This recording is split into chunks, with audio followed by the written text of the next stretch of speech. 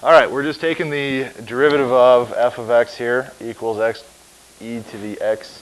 We want to find all the relative extrema. So that means we need to remember what finding relative extrema means. What do we got to do?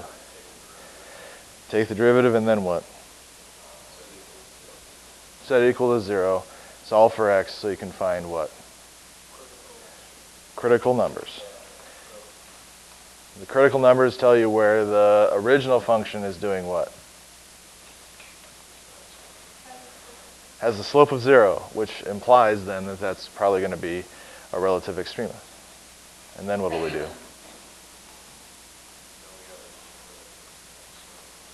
So how would we determine if it's a max or a min? Increasing or decreasing intervals, or you could do the second derivative test if the second derivative is easy to take. So that is always the process on a problem like this. It's just that now we're dealing with a function that has the exponential in it. So how am I going to take this derivative? Yep, that's product rule. We have x times that, a function times a function. So the product rule is f prime g plus g prime f, which means that f prime of x equals what? F prime is 1 times the original g e to the x plus g prime, which is just e to the x, times the original f. So x e to the x is the second half of that. Now what do we do? Yeah. This is the derivative. We want to find out where the derivative has a slope of 0. Or sorry, where the derivative is 0, so that the original function has a slope of 0. And now what do we need to do?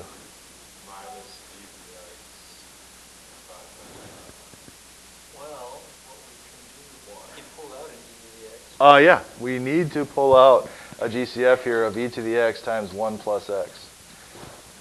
Now what?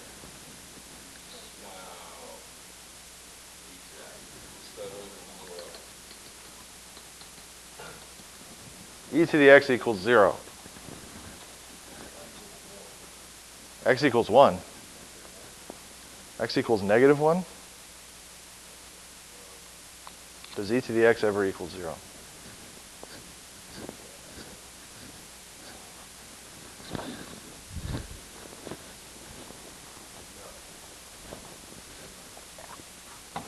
Think back to the graph of e to the x when we graphed it. No. E to the x, exponential graphs that haven't been shifted look like that. They don't cross the x-axis. They don't touch the x-axis. They don't ever become 0. So this doesn't have a solution, but this one does. X equals negative 1. Now what do we do? Okay, intervals.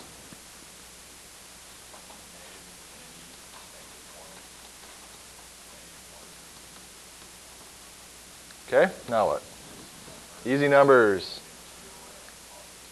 Negative 2 and 0 is a little easier. That's all right. Okay, so then we're going to go f prime of x. F prime of x equals what here?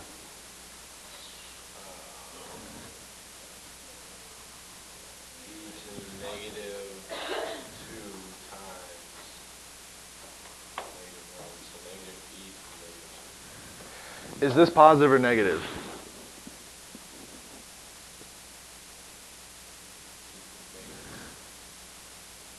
Is it positive or negative?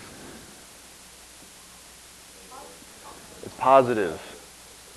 Because the e to the x never crosses the x-axis. So this is positive. It's just very small. What about this one? Okay, so we have a positive term and a negative term. Which one wins? It's negative, which means that we are decreasing. Okay, how about over here?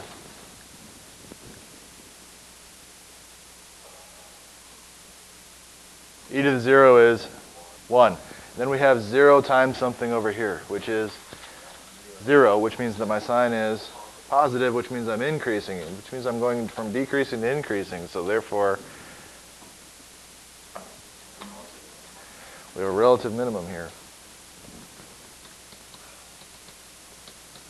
At what? At negative 1 something is right. We want to find that ordered pair, though. Plug it back into the original. So now we have f at negative 1 equals negative 1 times e to the negative 1, which is what? Negative 1 over e. There's your answer. Show that the function has points of inflection at x equals plus or minus 1. What am I asking you to do here? Yep. So points of inflection imply I need to find the second derivative. And then what do I do when I find the second derivative? Set it equal to 0, because that's going to give me my points of inflection. Well, it'll give me the x coordinates anyway, right? Okay. So we got to take the second derivative of this. How are we going to do that? By hand. Is it the product rule here?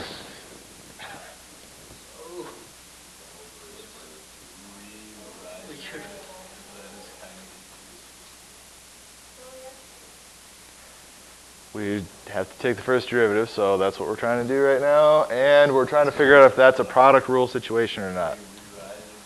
Rewrite it. No. Leave it as is. Is this a product rule? 1 over 2 pi, 1 over the square root of 2 pi is a constant. It's ugly, but it's a constant. Pi does not change, 2 does not change, 1 over... This is not a product rule situation.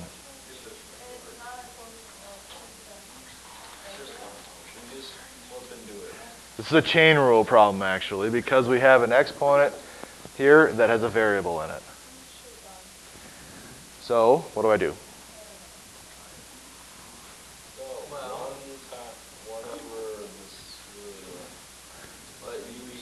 Do a change of variables. U equals what? Okay, so just continuing the chain rule. Negative x. Huh. Okay, now what?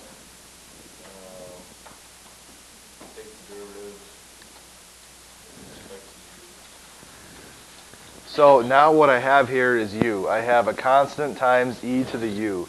The derivative of a constant times e to the u is what? The constant times e to the u times u prime. Yeah, that's it. So this is going to be f prime of x equals the 1 over square root 2 pi, that's my constant, e to the u, which was the negative x squared over 2, times the u prime, which was negative x. So if I simplify that, I have f prime of x equals negative x over the square root of 2 pi e to the negative x squared over 2. I'm going to leave my exponent just like that. Why? I got to take the derivative anyway. So there's no need to really simplify this. I'm just going to leave it just like this. But also, eventually we're going to get to a point where we are going to leave our exponents negative when we're dealing with exponential functions like that.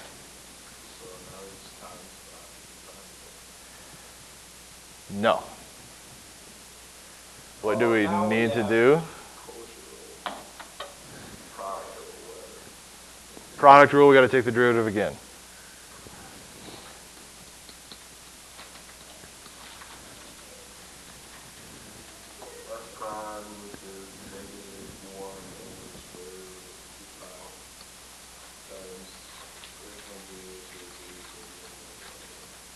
Good, that's the first part. That was f prime g plus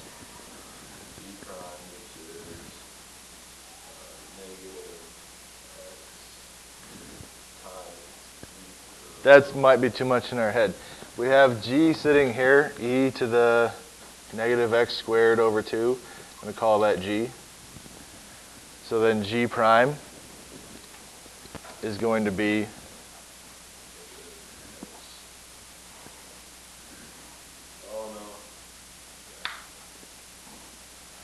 well, I could say u equals negative x squared over 2 again, which is exactly the same thing as I had over there. So that makes u prime equal negative x. So the derivative of this is going to be negative x e to the negative x squared over 2. With practice, you guys will be able to take the derivative of something that looks like this without writing anything down, but for now I recommend writing stuff down because you just might get confused. So now we know what g prime is. So this was f prime g plus g prime f, and the original f was where? This right here. So that's going to be actually minus, but then it's negative over here. So positive, what?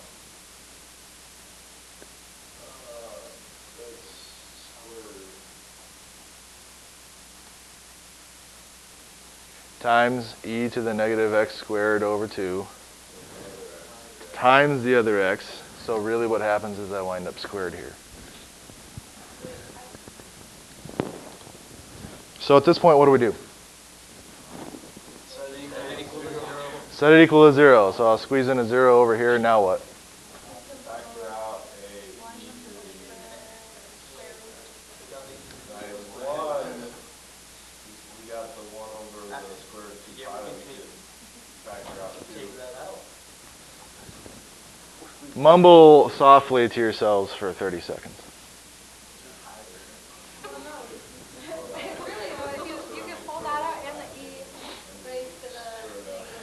Okay, so I have a GCF of this in both, and I have this negative 1 over 2 pi in both, 1 over the square root of 2 pi in both. So now I have a GCF to pull out, which is what? Negative 1 over the square root of 2 pi e to the negative x squared over 2. Times? 1 minus.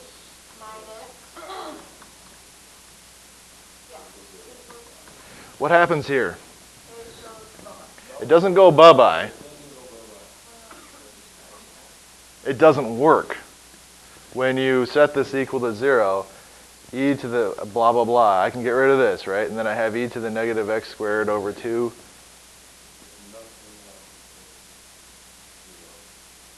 That doesn't work. Yeah, so we can ignore it, kind of. I'm not like dividing it out. Here, I'll write it down. Square root of 2 pi e negative x squared over 2 equals 0. Over here, I have 1 minus x squared equals 0. That's easy to get. But over here, if I multiply both sides by the reciprocal here, now I have e to the negative x squared over 2 equals 0. How do I get rid of e? Apply natural log to both sides, and now I have negative x squared over 2 equals the natural log of 0, which is what?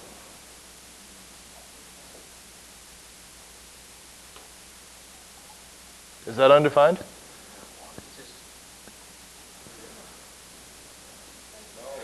It's undefined. The natural log of 1 is 0, but the natural log of 0 is not 1. So this does not work. Over here, I can solve for x. Now I have 1 equals x squared. Square root both sides. There's the plus or minus 1 that I was looking for. It said show that, so I did. And this one over here doesn't work. So I'm done. Okay. This is a typical looking problem that you might see somewhere in the future. They can really plug in whatever profession they want. They can plug in whatever location they want. They can plug in whatever time span they want. It's a very cookie cutter type problem. You just got to understand how to work it. So the number of medical doctors, engineers, population, distance, whatever, in thousands, millions, billions, whatever. In the United States, China, the Indian Ocean, outer space, wherever. Doesn't matter. From year 2015 to 2030 or whatever. Okay? It doesn't matter.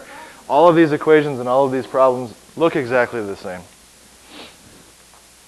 Where t equals 15 represents 2015, this is an important little bit right here. We're not starting at year 0, we're starting at t equals 15 for 2015. And why is the population of California in thousands? How many pancakes fit on a purple roof? Right? Yes, exactly. Aliens do wear hats. Yes. At what rate, this is the important bit right here, at what rate will the population be changing in 2020? What is this asking you to do? Yeah, find the slope at that point. So take the derivative. Which simplifies the problem down. I mean, it looked like this was going to be this nasty thing, but actually, at what rate is all I really needed to know, and that's all I care about. All I got to do is take the derivative of this thing. So how do I take the derivative?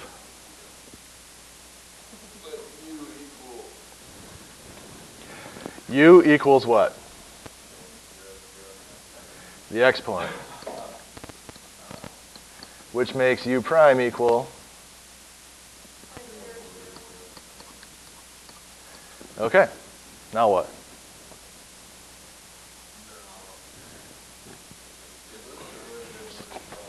Take the derivative. This is what right here? That's a constant, so I'm going to write y prime equals. If I want to really be formal here, it's going to be 34,696 e to the u, 0.0097t times u prime, which is 0.0097, and then simplify it. I have no idea what that is, by the way, so I need somebody to type that in.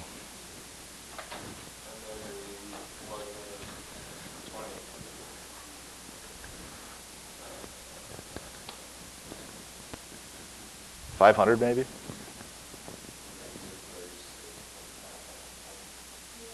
$336?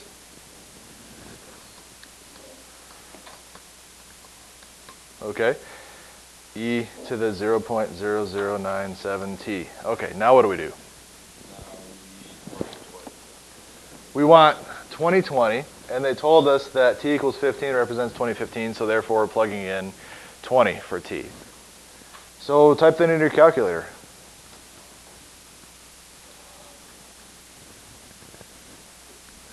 At 20. What do you get?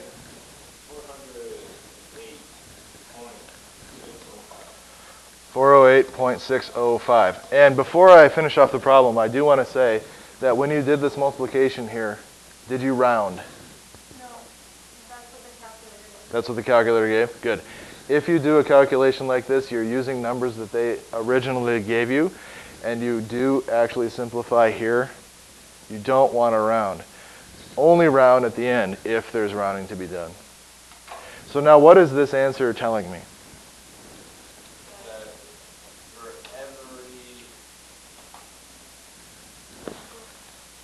I have to put it back into the context of the problem.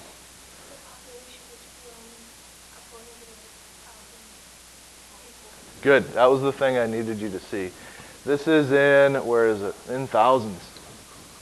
So I have 408.605 in thousands, which means that this is actually 408,605 people per year.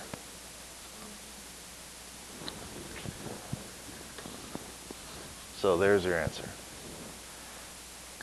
Typically on AP exams, they're going to give you some sort of problem that has units involved, and you'll have to turn it back into something that you can logically say, this is what the units are going to be.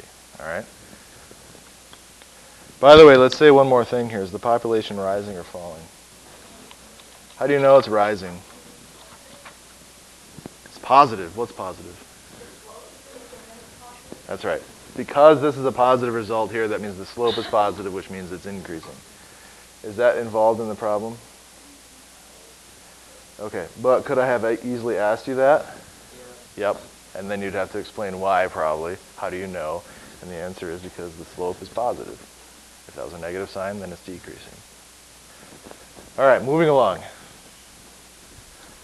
That's enough of taking the derivative. Differentiation rules for taking the derivative again, using e to the x.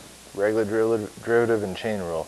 So since the derivative of e to the x is just e to the x, can we assume that the integral of e to the x is also just e to the x? Never assume anything. But what do you think, logically speaking? If I take the derivative of e to the x and I get e to the x, should I integrate e to the x and get e to the x? Seems like it. Yeah. So actually, that is the case.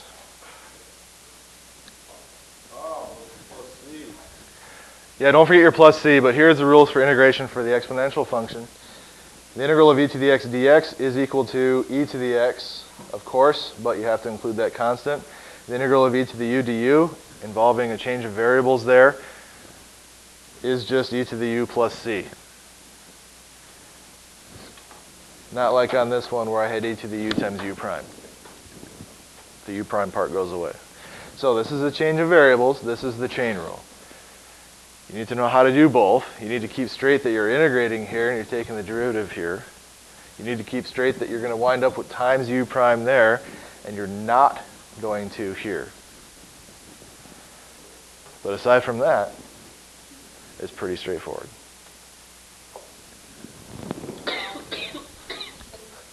So let's try to find these integrals then. We have the integral of e to the 3x plus 1 dx. Notice that the exponent is not just x, which means I'm going to need to do a change of variables here. So u equals, or I can write let u equal what? The exponent, 3x plus 1. No. Du equals 3 dx.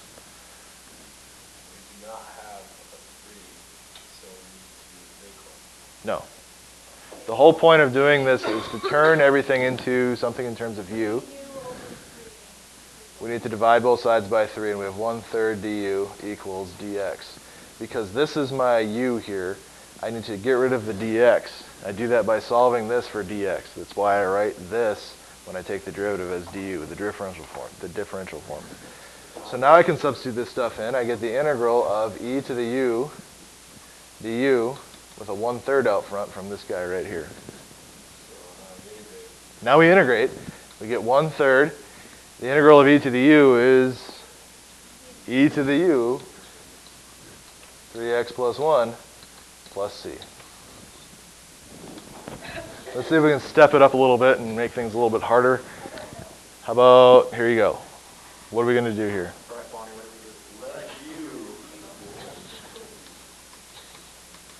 U equals what? Yeah, let me give you a hint. It's probably going to be the exponent every time. U equals negative x squared. So therefore,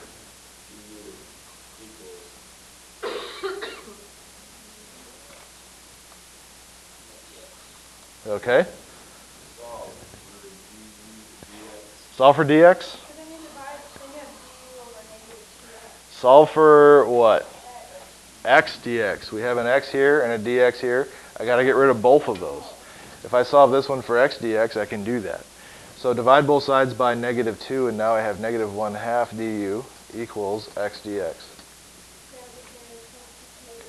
Now we can substitute. This here turns into du, or -1/2 du. The 5 can go out front, and so can the -1/2, so that gives me -5/2 integral e to the u. This turns into the du.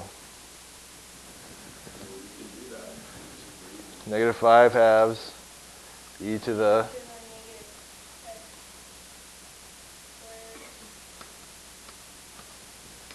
and you're done.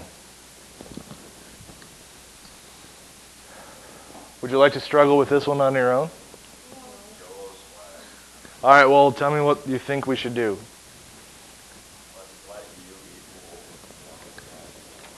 Let u equal 1/xy. Yeah. We can take the derivative of e to the u. We can't take the derivative of e to the 1/x. So my u is going to be 1/x. It has to be.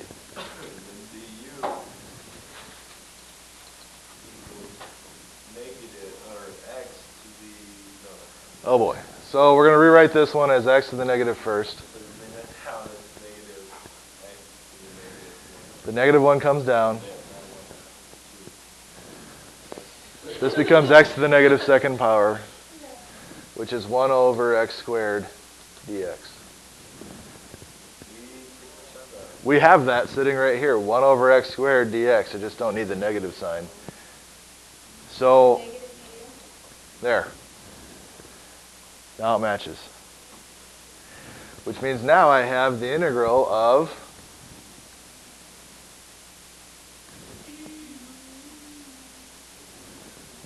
e to the u times negative, or e to the u negative du, but the negative sign will go out front. So I get what?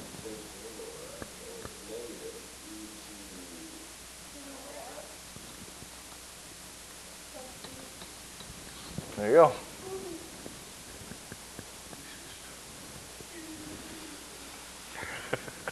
All right, this one. You want to struggle with this one? It is pretty easy, actually. Most of the trig ones are.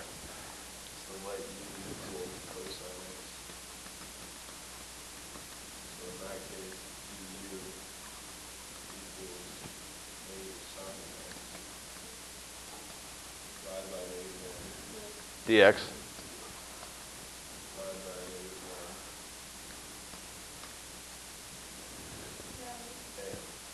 There it is. That's this and this. So magically now we wind up with what? Negative integral of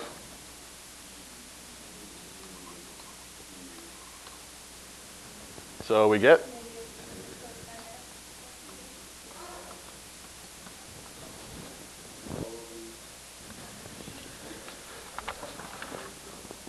all right. Andy, we're almost there. You excited? Here we go. Definite integrals here, so now we are taking a look at the graph. And by the way, on all those other problems, we could have taken a look at the graph just to see what it kind of looks like. But the point is to learn how to actually integrate and take derivatives, so that's why I'm not. But here we are. We have a definite integral, which means we're trying to find the area under the curve. Now it does make sense to definitely take a look at the graph. So from 0 to 1, e to the negative x. That tells me how to set up my bounds here on my graph. The lower bound is 0. The upper bound is 1. My function forms the top part of the region, and the bottom part of that region is formed by, it's implied, but it's formed by the x-axis. So we're trying to find the area of this guy right here. Kind of a cool looking area. What do we do?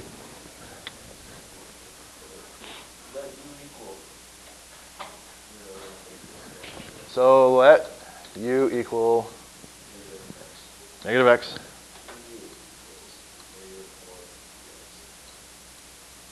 Okay. Negative du equals dx. My handwriting is awesome today. Oh wait, now I'm putting our bounds back to see what the bounds are. You can. So you're saying I can take these bounds, substitute them in to this, and find my new bounds. And then that way I don't have to back substitute once I'm done. You can do either. It's a good idea to remember that because there's times when if you don't remember that, your life becomes infinitely harder. So let's go ahead and do that here. I take the 1 and I plug it in. And I get negative 1. So how did we call that when we did it? It was like g at 1, and I get negative 1. G at 0 equals 0. But now we have to flip-flop the bounds. Right, because this gave me a negative and that gave me a positive, and that's going to be in the wrong order. So now we're just going to rewrite it. Okay, so we got the negative integral of the negative integral. So, oh, okay, yeah. So we have, let's rewrite this. We have the integral, So it's negative. but it's negative because of that. So we got to flip-flop it again. E to the u du Now if we try to apply these new bounds, the negative 1 goes here and the 0 goes here, which means I got a, what did you call it? Flippy flop? And now we can do that.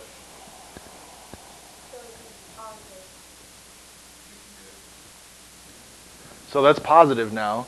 And when I integrate e to the u, I get e to the u from negative 1 to 0. Remember, you're not back substituting here because you did your change of bounds. Oh, yeah. Right? So we have e to the negative 1 minus e to the e to the 0 minus e to the negative 1. E to the 0 is 1 minus 1 over e. Anything to the 0 is 1. So 1 minus 1 over e. That'd probably be a pretty good answer right there. Or if you want a common denominator, then this would become e over e right here. So that'd be e minus 1 over e. If you needed a decimal approximation of that, type that into your calculator. What do we get?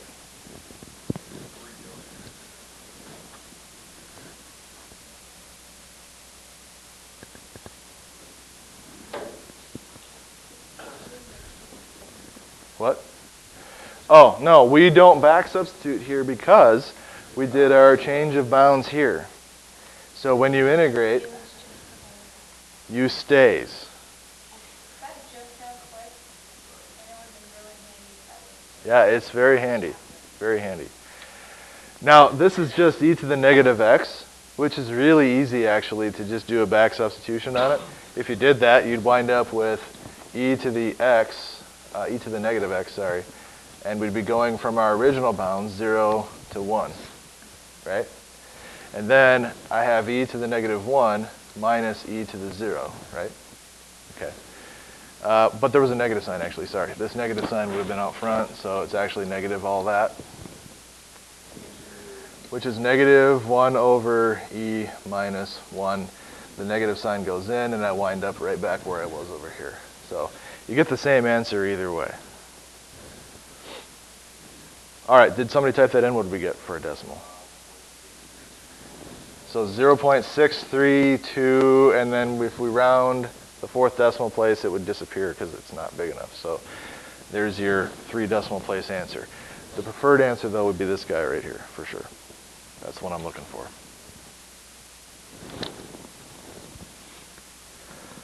Okay, bottom one. You want to struggle with this one?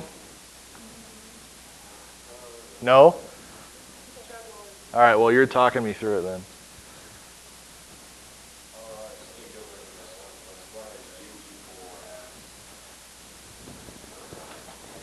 U equals x doesn't do me any good.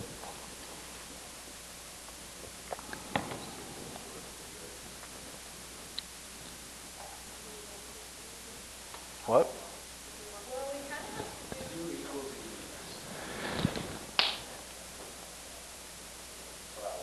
No. Wait a second. What? What was that? Yeah, it's u prime over u. This is my u right here, and then the derivative of u would be that. This is u prime over u. So how do I integrate u prime over u? Yeah, the natural log of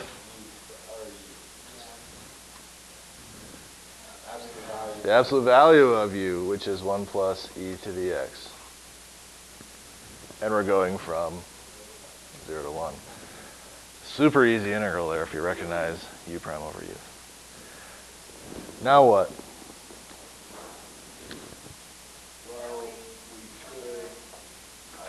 We should plug in. So we get natural log of 1 plus e to the first, which is e, which is positive. So I don't need absolute value here. 1 plus e minus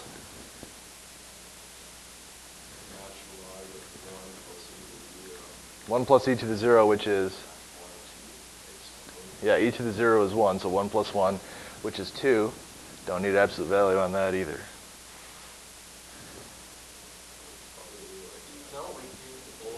We could leave it like that. We can't factor out. We can apply properties, we can't factor natural log. So I could turn this into the natural log of what? 1 plus e over 2. Now the question would just be, what sort of answer are they looking for? Are they okay with this? Are they wanting a decimal approximation? If they are, then I wouldn't bother going to this. If they're wanting simplest form, they might think that's simplest form. If it's a multiple choice test, they might give you that as your answer. So being able to go with any of those answers as a possibility is an important skill. As a decimal approximation, what would we get?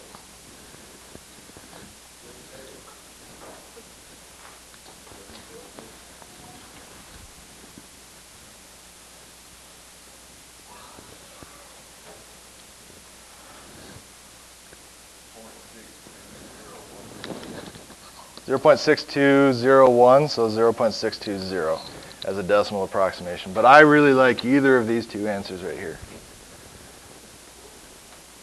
We don't want decimal approximations most of the time. We want exact answers. Take a look at the graph. We go from 0 to 1. So I'm looking at that area right there that I'm forming. Notice the scale up here. This is a 1. So this does appear to be kind of just a little bit more than a half of a square unit. So looking good. So this is the last problem right here, and you guys are going to do this one on your own. So on this one, we're going from -1 to 0. -1 is here, 0 is here, and we are therefore finding this area. So now that we know that, not that we needed to, what do we need to do? Let u equal, u is always some sort of inside function. And our inside function in this case is e to the x. du equals e to the x dx, which I have right here. So this integral becomes -1 to 0 cosine u du. We could do a change of bounds here if you wanted to, but I'm going to leave them alone. You ruined it? Probably. With this ugly u sitting here, I'm going to just let it be. So here we go. Integrate this. What do we get?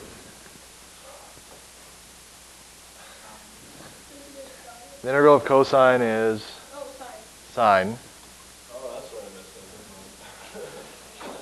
Sine u, but u is e to the x, so it's sine e to the x. Is that it? Yeah, we're going from -1 to 0. So we have sine e to the 0, which we know is 1, minus sine e to the -1st. Sine 1 is what?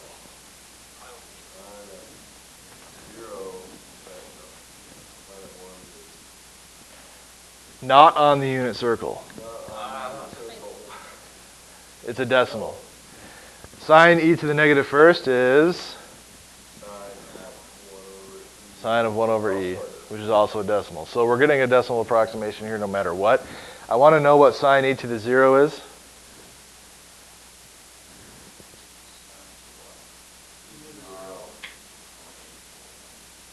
.841 minus sine e to the -1st. Okay. Is that right? Holy cow. 3/6 what? Okay. And if you do something like that where you're showing your work, I would still go back and find that without any rounding situations going on here. So type that in, minus that, and give me the actual answer here. What was it? 0.482 square units, whatever they are.